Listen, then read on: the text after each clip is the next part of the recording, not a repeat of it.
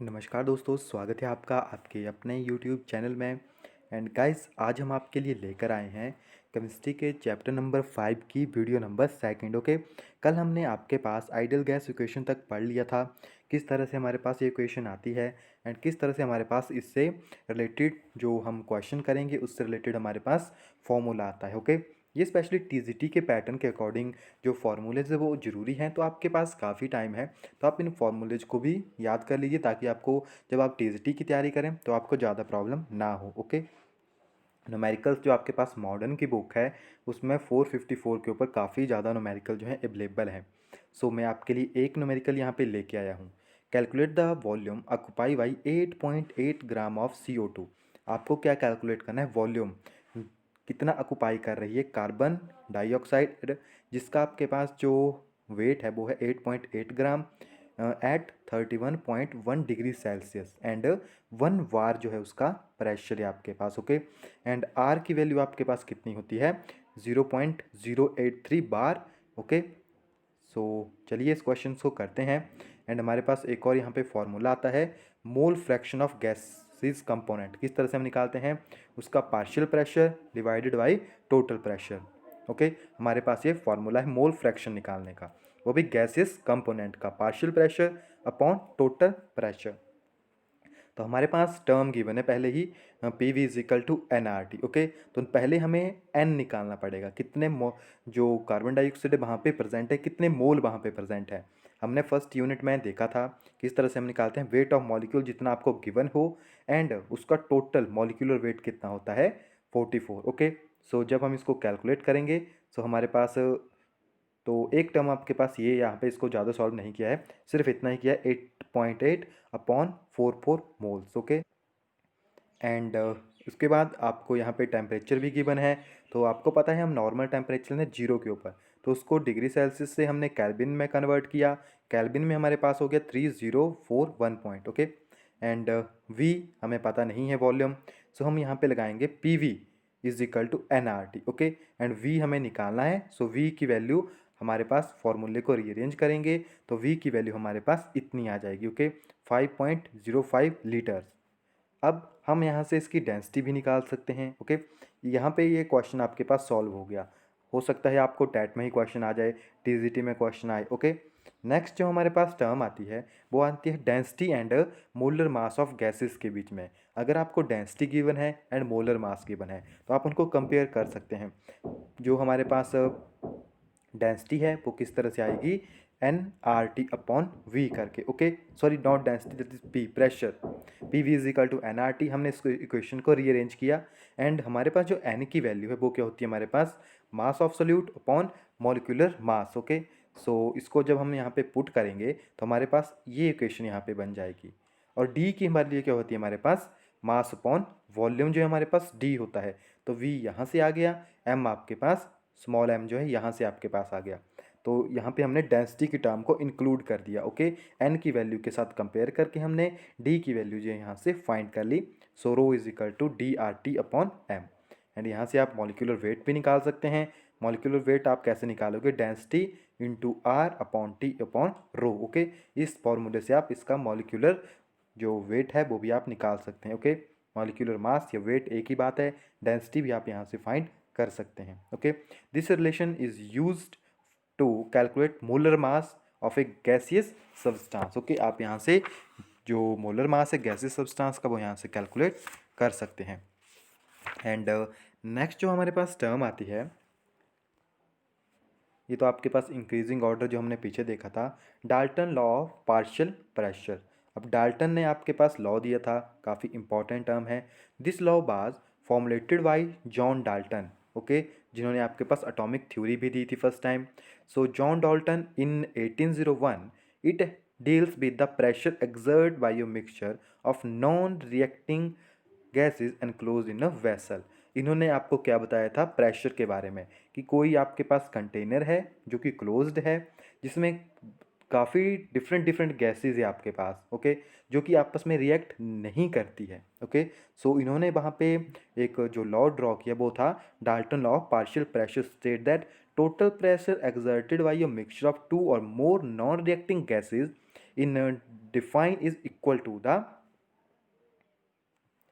sum of indivisible pressure which each gas would exert if it occupy the same volume alone at constant temperature।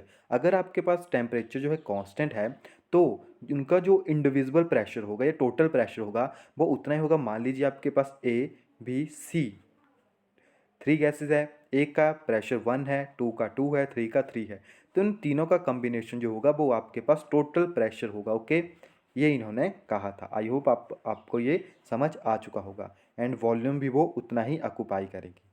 यहाँ पे numericals हैं आपके पास page number के ऊपर। Okay, एक numerical हम यहाँ पे आपके लिए लेकर आए हैं। What will be the pressure of gas mixture. आपको यहाँ पे प्रेशर बताना है। अगर आपके पास जो 0.5 लीटर ऑफ H2 है जो कि आपके पास 0.8 बार प्रेशर के ऊपर है, और 2.0 लीटर ऑफ ऑक्सीजन है आपके पास जो कि 0.7 प्रेशर के ऊपर है, are introduced in a 1 litre vessel. इन दोनों को क्या किया हमने, एक ही बैसल के अंदर डाल दिया जो कि 1 लीटर की कैपेसिटी थी जिसकी। एंड टेम्परेचर कितना है उस टाइम, 27 डिग्री सेल्सियस। तो आइए, तो यहाँ पे हमारे पास एक नोट है, वॉल्यूम को लीटर में लेंगे। 1 ml हमारे पास कितना होता है, 1 सेंटीमीटर क्यूब। 1 लीटर हमारे पास कितना होता है, 10⁻³ सेंटीमीटर क्यूब। एंड और आप इसको लिख सकते हो 1 dm क्यूब और 10⁻³ मीटर क्यूब। ओके, तो चलिए इस क्वेश्चन को करते हैं। तो partial pressure of the hydrogen gas, first of all हम निकालेंगे हाइड्रोजन गैस के लिए। सो V1 आपको गिवन है, V2 हमारे पास गिवन है, P1 आपके पास गिवन है। आपको निकालना है प्रेशर 2 कि जब उसको वहाँ पे ऐड कर लिया तो उसका प्रेशर कितना हो गया। तो हमें क्या गिवन है यहाँ पे, टेम्परेचर कांस्टेंट है 27 है, तो हम यहाँ पे लगाएंगे Boyle's law. P1 V1 is equal to P2 V2। P2 हमें निकालना है तो हम इस फॉर्मूले में इस वैल्यू को ऐड करेंगे तो हमारे पास आंसर आएगा P2 is equal to 0.40 bar. Okay, next जो है हमारे पास पार्शियल प्रेशर ऑफ ऑक्सीजन। अब हम ऑक्सीजन का निकालेंगे। ऑक्सीजन का भी हम सेम फार्मूले से निकाल सकते हैं अगर हमारे पास टेम्परेचर कांस्टेंट है। ओके, तो उसी फार्मूले का यूज़ करके हमारे पास यहाँ पे आ गया P2 1.40 वार। और हमने डाल्टन लॉ पढ़ा है कि सम कितना होगा आपके पास, कि जो दोनों जो है इंडिविजुअल करेगी, दोनों नॉन रिएक्टिंग है, तो इन दोनों का हमारे पास इन दोनों का सम आएगा टोटल। ओके, तो यहाँ पे डाल्टन लॉ भी वेरीफाई हो जाता है। और आप किस तरह से प्रेशर निकाल सकते हैं। ओके, जैसे आपको अगर इनका इंडिविजुअल प्रेशर निकालना है फिर भी आप निकाल सकते हैं इस इक्वेशन से, बॉयस लॉ से। आपको जो भी कांस्टेंट किया होगा आप उस फॉर्मूले को यूज़ वहाँ पे कर सकते हैं। ओके गाइज, सो यहाँ पे ये टॉपिक फिनिश होता है। नेक्स्ट हमारे पास आता है बिहेवियर ऑफ रियल गैस और डेविएशन फॉर्म। आपको पता है P V is equal to NRT हमारे पास टर्म तो बनी थी, बट हम कहते हैं आइडियल गैस है। आइडियल गैस मीन कि वो आप जो जो कोई भी गैस आपके पास प्रेजेंट होगी वो आइडियल बिहेवियर शो करेगी eight all temperature and pressure. But ये पॉसिबल नहीं हुआ। ये सिर्फ आपके पास ये इक्वेशन उसी टेम्परेचर के ऊपर बिहेवियर शो करती थी जब आपके पास गैसेस का प्रेशर जो है कम होता था एंड टेम्परेचर जो है ज़्यादा होता था। ये क्वेश्चन भी एग्जाम में आता है कि आइडियल गैस आइडियल बिहेवियर कब शो करती है। वो आपके पास कब शो करती है, P V is equal to NRT at low pressure and high temperature. Okay, क्योंकि यहाँ पे कुछ दो टर्म्स थी जो कि इन्होंने निगलेक्ट कर दी थी, बट उसका रोल भी काफ़ी ज़्यादा यहाँ पे होता है। So the gas which does not obey general gas law equation and other gas law at all temperature and pressure is called non ideal gas और रियल गैस। ओके, यहाँ पे कंफ्यूजन मत होइएगा। रियल गैस जो है आपके पास non ideal gas होती है। Okay, सो जो इसको फॉलो नहीं करती है वो आपके पास नॉन आइडियल गैस होती है, आप उन्हें रियल गैस कह सकते हैं। नेक्स्ट हमारे पास आती है measuring deviation for ideal behaviour effect of pressure. अब हमें जो डेविएशन है वो पता करनी है कि आइडियल बिहेवियर में हमारे पास जब हम ग्राफ ड्रॉ करते हैं पी बी अपॉन NRT के बीच में, ओके, एंड पी के बीच में, तो हमारे पास एक न्यू फैक्टर आता है कंप्रेसिबिलिटी फैक्टर। क्वेश्चन एग्जाम में आता है कि कंप्रेसिबिलिटी फैक्टर की वैल्यू क्या होती है आपके पास, या किस इसके बीच में हम ग्राफ ड्रॉ करते हैं तो हमारे पास कौन सी वैल्यू बनती है, हमारे पास बनता है compressibility factor. And for ideal gas compressibility factor की वैल्यू कितनी होती है आपके पास, 1। सभी टेम्परेचर एंड सभी प्रेशर के ऊपर कितनी वैल्यू होती है हमारे पास, इसकी वैल्यू होती है 1। ओके, एंड इसको आप देख सकते हैं पी अपॉन एन की वैल्यू कितनी होती है आपके पास 1।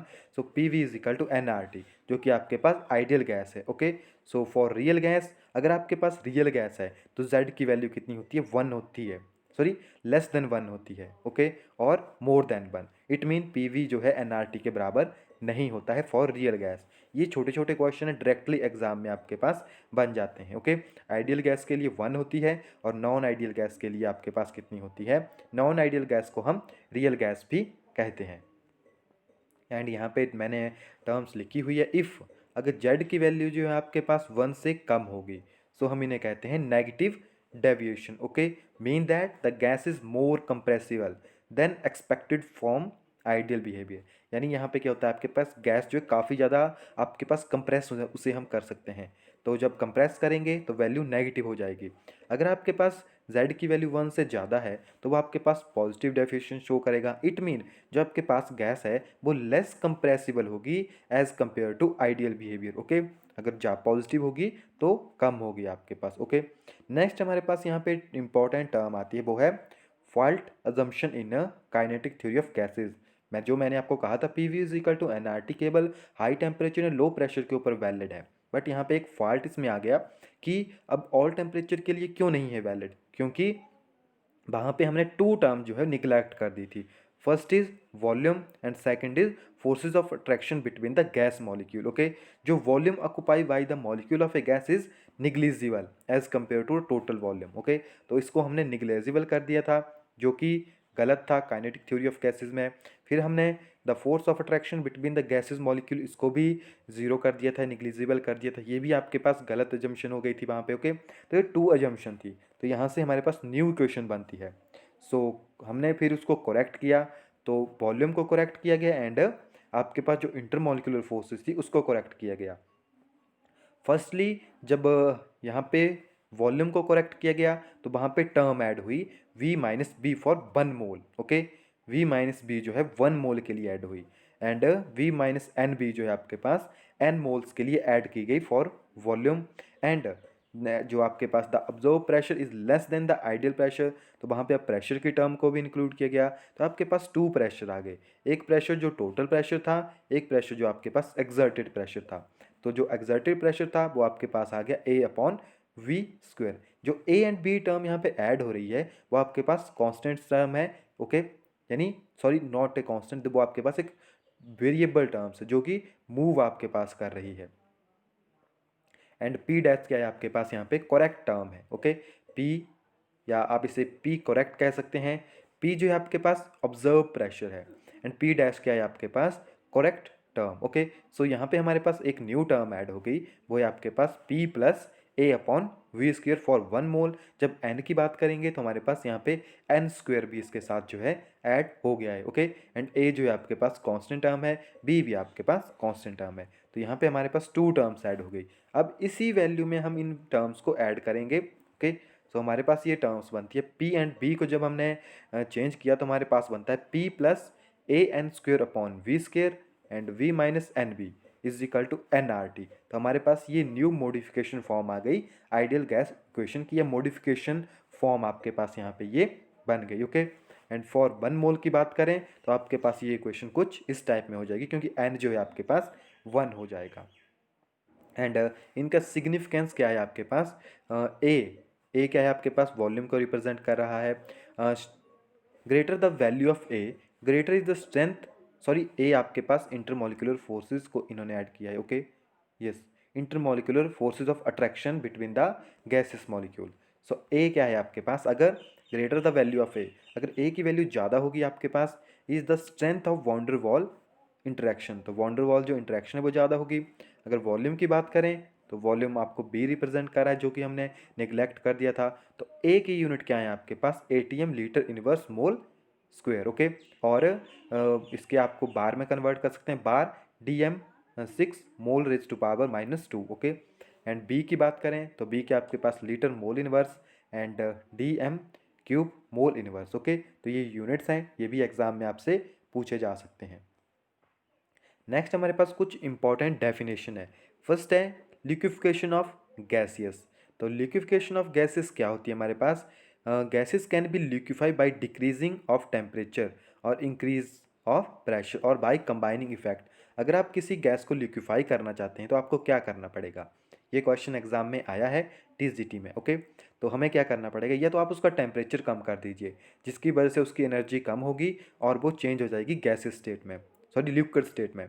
एंड अगर आप उसका प्रेशर कम करेंगे यानी प्रेशराइज्ड करेंगे, जैसे आपके पास सॉलिड CO2 होती है, हम कार्बन डाइऑक्साइड को प्रेशराइज्ड करते हैं हाई प्रेशर के अंदर, जिससे वो आपके पास सॉलिड फॉर्म में कन्वर्ट हो जाती है, जिसे हम ड्राई आइस कहते हैं। ओके, सो ये आपके पास लिक्विफिकेशन ऑफ गैसेस का मेथड है। या तो आप इन दोनों को अप्लाई कर दिए, टेम्परेचर कम करते चलिए एंड प्रेशर को इंक्रीज करते चलिए, फिर भी आपके पास गैस जो है वो लिक्विफाई हो जाएगी। ओके, नेक्स्ट हमारे पास आती है क्रिटिकल टेम्परेचर। तो ये एक फिक्स टेम्परेचर है आपके पास। Okay, so critical temperature is the temperature above which a gas can not be liquefy. ये आपके पास वो टेम्परेचर है जिसके ऊपर जो है या जिसके टेम्परेचर अबव विच गैस जो है आप उसको लिक्विफाई नहीं कर सकते हैं, चाहे आप कितना भी प्रेशर वहाँ पे अप्लाई कर दें। ओके, ये वो टेम्परेचर जहाँ पे गैस जो है लिक्विफाई नहीं होती है, चाहे आप कितना भी प्रेशर वहाँ पे अप्लाई कर देंगे। ओके, एंड क्रिटिकल प्रेशर क्या होता है, ये भी आपके पास वही टर्म है। Critical pressure is the minimum pressure required to liquefy the gas. Okay, ये आपके पास वो टेम्परेचर जो कि आपको रिक्वायर होता है, कम से कम इतना जो आपके पास प्रेशर वो होना चाहिए किसी गैस को लिक्विफाई करने के लिए, और उसे हम कहते हैं क्रिटिकल टेम्परेचर। नेक्स्ट है हमारे पास critical pressure, sorry volume. Critical volume is the volume occupy by 1 mole of the gas at critical temperature and pressure. Critical volume क्या होता है आपके पास कि जब आपके पास गैस जो है क्रिटिकल टेम्परेचर एंड प्रेशर के ऊपर है तो उसका वॉल्यूम कितना है। ओके, उसे हम कहते हैं क्रिटिकल वॉल्यूम।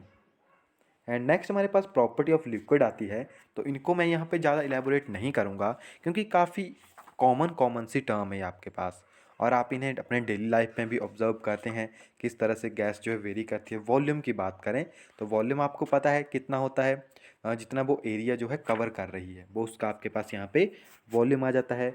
डेंसिटी हमने देख ली, लिक्विड की डेंसिटी कितनी होती है आपके पास, mass upon volume. Compressibility factor हमने चेक कर लिया। डिफ्यूज़न हमने देख ली। इवेपोरेशन काफ़ी इंपॉर्टेंट टर्म है। इवेपोरेशन आपको पता है एक सरफेस फिनोमेना है, और इवेपोरेशन कॉन्टिन्यूस प्रोसेस है। एक बात याद रखिए, मान लीजिए वाटर है आपके पास, चाहे आप उसको हीट करिए चाहे मत करिए, ये आपके पास स्लोली इवेपोरेट होता रहता है। ओके, तो वाटर जो है स्लोली इवेपोरेट होता रहता है। अगर हम उसको हीटअप करेंगे तो एक टेम्परेचर आता है boiling point. Boiling point and evaporation दोनों अलग टर्म है आपके पास। बॉइलिंग पॉइंट आपके पास तभी होगा जब टेम्परेचर 100 डिग्री के ऊपर होगा, बट इवेपोरेशन आपके पास कॉन्टिन्यूसली चली रहती है। बट अगर आप उसको हीटअप करते हैं तो ऐसा होता है कि इवेपोरेशन प्रोसेस फास्ट हो जाती है जब बॉइलिंग पॉइंट के ऊपर जो है ये पहुंचता है। ओके, नेक्स्ट हमारे पास आती है एंथैल्पी ऑफ वेपराइजेशन, कि आपको कितनी एनर्जी चाहिए किसी सब्सटेंस को वेपर फॉर्म में कन्वर्ट करने के लिए। नेक्स्ट आता है वेपर प्रेशर, जो अभी हमने पीछे टर्म पढ़ ली थी। वेपर प्रेशर क्या होता है आपके पास, pressure exerted by your gas on the wall of the container, कि कंटेनर की बॉल्स के ऊपर कितना प्रेशर जो है वो अप्लाई कर रही है। नेक्स्ट आता है बॉइलिंग पॉइंट, मैंने अभी आपको बताया। डेफिनेशन क्या होती है इसकी, जब आपके पास जो वेपर प्रेशर है किसी लिक्विड का वो इक्वल हो जाता है एटमॉस्फेरिक प्रेशर के। ओके, वेपर प्रेशर किसके बराबर हो जाता है, एटमॉस्फेरिक प्रेशर। यहाँ से एक क्वेश्चन बनता है कि हिल एरिया के ऊपर आप खाना इजीली क्यों नहीं पका पाते, जो बॉइलिंग पॉइंट है वो डिक्रीज़ क्यों कर जाता है, क्योंकि आपको पता है जो बॉइलिंग पॉइंट है वो एटमॉस्फेरिक प्रेशर के ऊपर डिपेंड कर रहा है। More atmospheric pressure more will be, या जो आपके पास एटमॉस्फेरिक प्रेशर है वो ज़्यादा होगा तो आपके पास बॉइलिंग पॉइंट भी ज़्यादा होगा। अगर ये आपके पास कम कर, जैसे हिल्स के ऊपर जाते हैं तो ये कम हो जाता है आपके पास, तो बॉइलिंग पॉइंट ऑटोमेटिकली आपके पास कम हो जाता है। ओके, इसीलिए अगर बॉइलिंग पॉइंट कम होगा तो मॉलिक्यूल इजी वे में एटमॉस्फेयर में चले जाएंगे, और वाटर का टेम्परेचर या किसी लिक्विड का टेम्परेचर ज़्यादा हाई नहीं हो पाएगा, जिसकी वजह से वो आपके पास नीचे ही रह जाते हैं, यानी जो खाना है वो जल्दी नहीं पकता है आपके पास। ओके, एंड गाइस यहाँ पे एक और इम्पॉर्टेंट टर्म आपके पास आती है जो है आपके पास काइनेटिक एनर्जी ऑफ गैसेज। तो काइनेटिक एनर्जी ऑफ गैसेज किसके जो सॉरी किसके ऊपर डिपेंड करते हैं, टेम्परेचर के ऊपर। ओके, डायरेक्टली प्रोपोर्शनल टेम्परेचर के, और इसकी वैल्यू आपके पास आती है 3/2 NRT। ये क्वेश्चन डायरेक्ट एग्जाम में पूछा जा सकता है। Kinetic energy is directly proportional to temperature, और इसकी वैल्यू कितनी होती है हमारे पास 3/2 nRT। ओके, एंड यहाँ पे एक और टर्म हमारे पास आती है root mean square velocity. Okay, जिसे हम म्यू या URMS करके लिखते हैं। तो इसकी वैल्यू आपके पास कितनी होती है? इसकी वैल्यू हमारे पास आती है 3RT/m। ओके, या आप इसको 3PV/m करके भी लिख सकते हैं। हमारे पास एक और टर्म आती है मोस्ट प्रोबेबल स्पीड, जिसे हम UMP करके लिखते हैं, मोस्ट प्रोबेबल स्पीड। ये हमारे पास होती है 2RT/m। ओके, एंड इसके बाद इसको आप नोट कर लीजिएगा क्योंकि ये यहाँ पे नोट्स में अवेलेबल नहीं है। एंड आती है आपके पास एक एवरेज स्पीड। एवरेज स्पीड, तो एवरेज स्पीड हमारे पास होती है 8RT/m। ओके, तो ये हमारे पास कुछ इंपॉर्टेंट टर्म्स थी जो यहाँ पे हमारे पास अवेलेबल नहीं है। एंड नेक्स्ट हमारे पास है सरफेस टेंशन एंड विस्कोसिटी। यहाँ से डायरेक्टली एग्जाम में क्वेश्चन आपके पास पूछे जाते हैं। तो सरफेस टेंशन क्या होती है हमारे पास? इसको हम गामा के साथ डिनोट करते हैं। सरफेस टेंशन, मान लीजिए हमारे पास कोई लिक्विड है। अब ये भी आपके पास सरफेस फिनोमेना है, सरफेस के ऊपर होगा। जो आपके पास यहाँ पे लिक्विड है, जो मॉलिक्यूल नीचे है उन्होंने इसे होल्ड करके रखा होता है। जितने भी मॉलिक्यूल हैं इन्होंने होल्ड करके रखा होता है। ओके, उसे हम कहते हैं सरफेस टेंशन। डेफिनेशन देखोगे, force per unit length acting perpendicularly to the tangent line drawn on the surface of the liquid. Okay, ये टेंजेंट लाइन है, यानी फोर्स ऑफ या फोर्स पर यूनिट लेंथ जो कि आपके पास सरफेस के ऊपर वर्क करती है। इसके काफ़ी ज़्यादा एप्लीकेशन भी है। ये आपके पास फोर्स पर यूनिट लेंथ होती है। Okay, force upon length, unit आपके न्यूटन मीटर इनवर्स। वाटर की सबसे ज़्यादा सरफेस टेंशन आपके पास होती है 72.75 into 10⁻³ newton metre inverse. And mercury की कितनी होती है आपके पास? 47.5 इंटू 10⁻²। एंड जो फैक्टर हैं वो किसके ऊपर डिपेंड करती है? Effect of temperature and liquid के ऊपर। अगर टेम्परेचर आपके पास ज़्यादा होगा तो सरफेस टेंशन कम होगी। इट मीन जो आपके पास सरफेस टेंशन है वो इन्वर्सली प्रोपोर्शनल है टेम्परेचर के। Okay, and nature of liquid की बात करें, अगर लिक्विड जो है आपके पास ज़्यादा विस्कस है यानी ज़्यादा गाढ़ा है तो उसकी सरफेस टेंशन आपके पास ज़्यादा होगी। ओके, थोड़ा सा ये कंसेप्ट है आपके पास, बट यहाँ पे मरकरी एंड वाटर की बात करेंगे तो इनकी सरफेस टेंशन में डिफरेंस है आपके पास। ओके, सो आपके पास इस तरह से nature of liquid and effect of temperature में ये वेरी करती है। एंड इसके जो आपके पास एप्लीकेशन है वो है आपके पास स्फेरिकल ड्रॉप या स्फेरिकल शेप ऑफ ड्रॉप। ये क्वेश्चन एग्जाम में काफ़ी टाइम आया है। कैपिलरी एक्शन आपके पास, कैपिलरी एक्शन हम फिजिक्स में डिटेल में स्टडी करेंगे। Okay, and liquid wet water या सॉरी लिक्विड वेट थिंग्स कि जो पानी है या लिक्विड है किसी सब्सटेंस को गीला क्यों करता है, और कोई लिक्विड जो है किसी सब्सटेंस को गीला नहीं करता है, उसका रीज़न क्या है? तो सभी का रीज़न है आपके पास सरफेस टेंशन। ओके, ये एप्लीकेशन है, यहाँ से डायरेक्टली क्वेश्चन एग्जाम में बनते हैं। इन तीनों को हम एकदम डिटेल में फिजिक्स में स्टडी करेंगे। ओके, नेक्स्ट है हमारे पास विस्कोसिटी। विस्कोसिटी क्या होती है हमारे पास?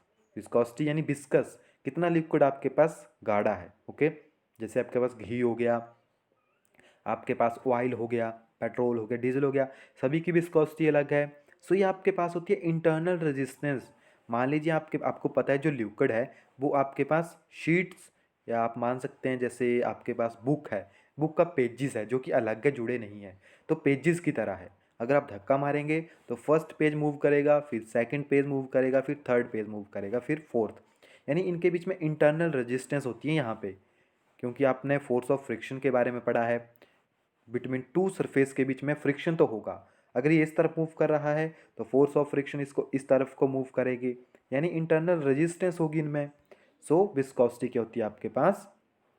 Internal resistance of flow in liquid which arises due to the internal friction between layer of liquid. Okay, जो लिक्विड्स की लेयर है आपके पास उनके बीच में इंटरनल रेजिस्टेंस होती है। And they slip past one another to while liquid flow. जब liquid flow करता है तो ये आपस में चलना शुरू करती है। आप देखोगे जो नदी है जो प्लेन एरिया में होगी, ओके, तो जो ऊपर वाला पानी है, जो ऊपर वाली तह है, उसकी स्पीड ज़्यादा होती है।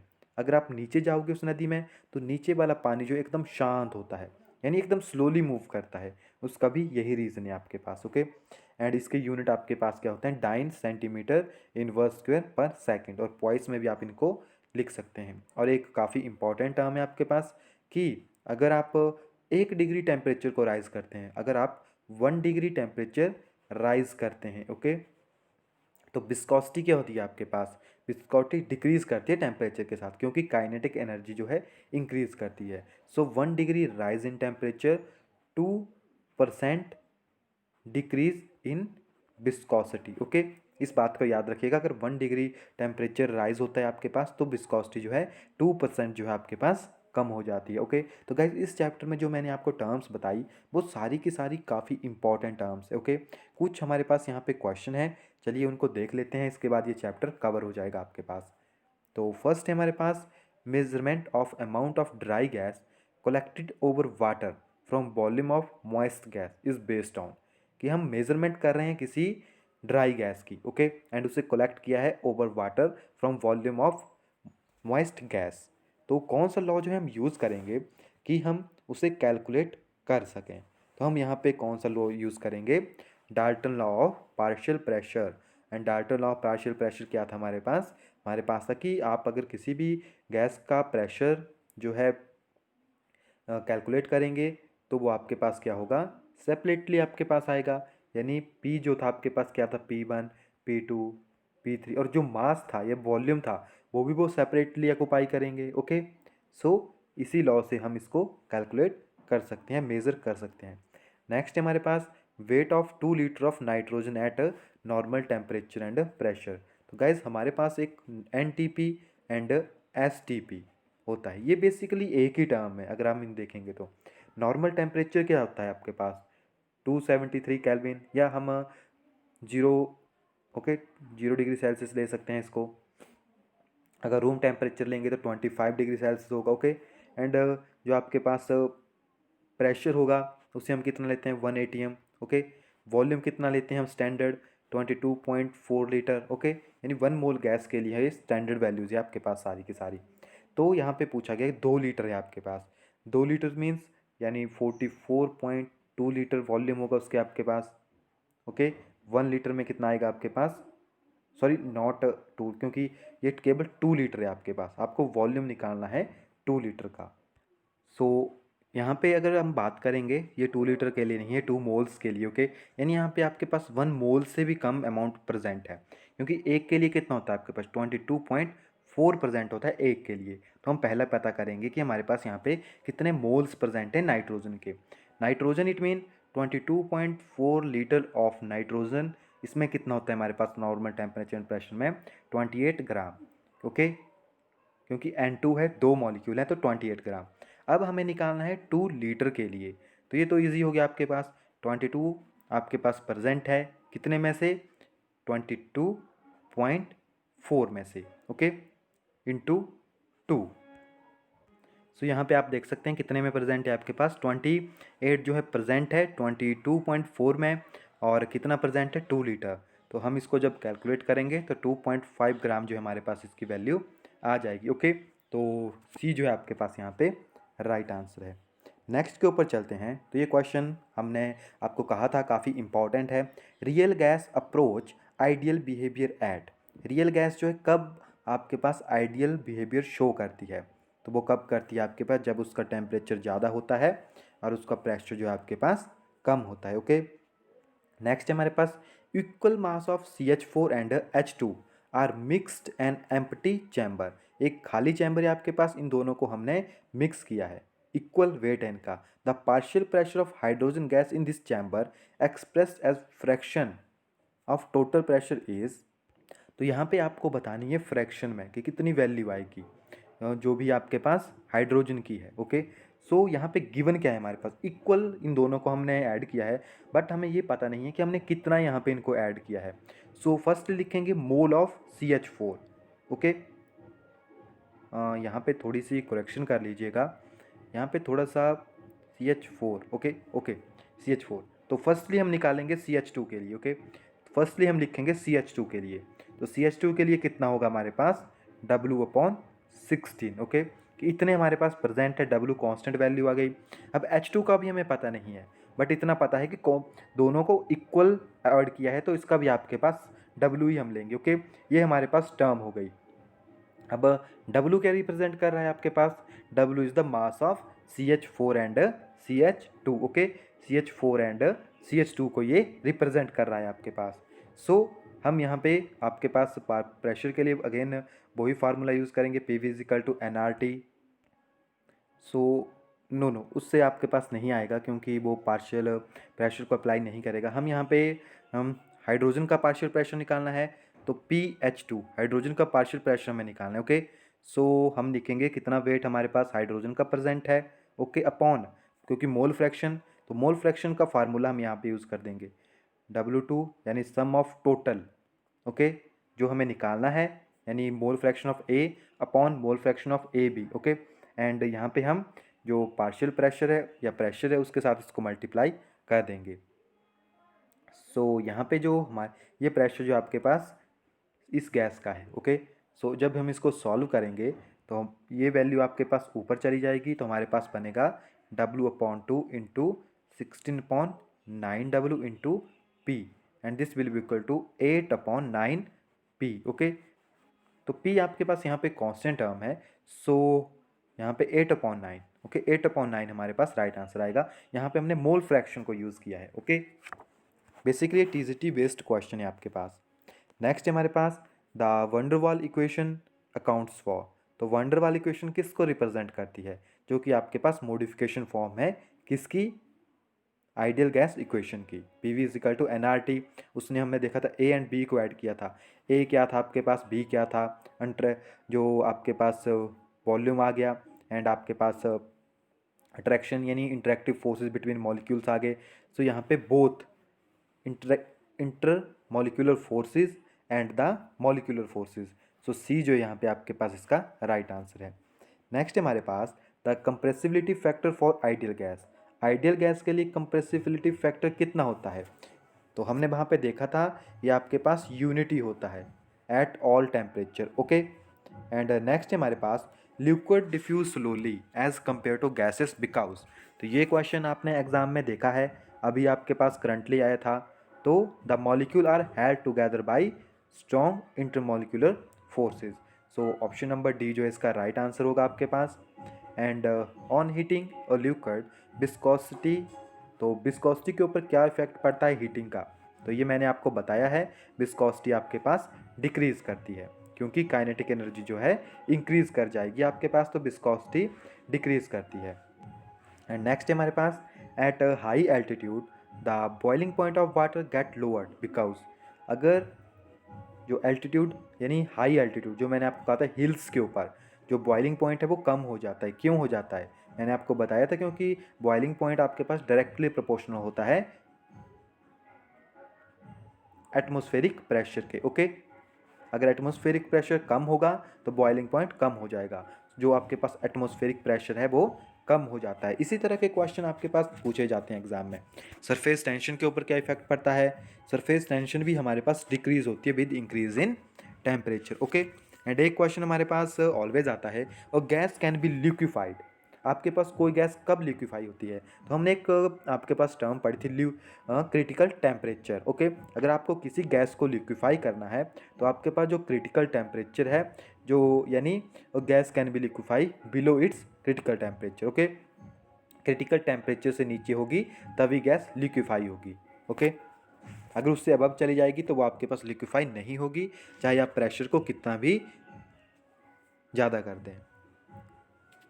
एंड यही है गाइज, कोई और कॉमन क्वेश्चन आपके पास बनता है, कुकिंग फास्ट हो जाती है आपके पास प्रेशर कुकर में, उसका क्या रीज़न है? उसका भी यही रीज़न है क्योंकि जो आपके पास वाटर है वो 4 टाइम उसका जो बॉइलिंग पॉइंट है वो इंक्रीज होता है, तकरीबन 400 के ऊपर वो बॉयल करता है आपके पास प्रेशर कुकर में, क्योंकि वहाँ पे एटमॉस्फेरिक प्रेशर इंक्रीज हो जाता है अंदर। ओके, सो यही था आपके पास आज की वीडियो में। आई होप कि आपको ये वीडियो पसंद आ रही है एंड आपको काफ़ी हेल्प होगी आपके आने वाले एग्ज़ाम में, चाहे TGT हो चाहे टैट। ओके, तो इस चैप्टर को मैं यहीं पे एंड करता हूँ।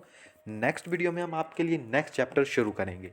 तब तक के लिए thank you, have a nice day.